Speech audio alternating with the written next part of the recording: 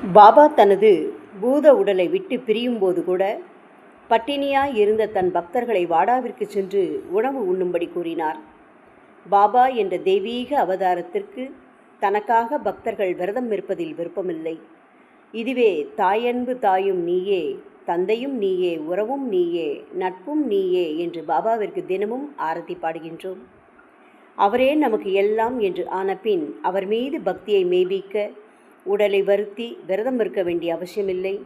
சாயி சாயி என்று தன் பக்தன் கூறும்போது தான் மிகவும் மகிழ்ச்சி அடைவதாகவும், சாயி என்று அழைத்தவுடனே ஷீரடியிலிருந்து எவ்வளவு தூரத்தில் பக்தன் இருந்தாலும் தனது பக்தன் முன் தோன்றி அவனை காப்பாற்றுவதாக உறுதியளித்துள்ளார். கடைபிடிப்பதற்கு மிகவும் எளிதான மிகவும் சிறந்ததுமான சாய் நாமத்தை உச்சரிப்பதாகும்.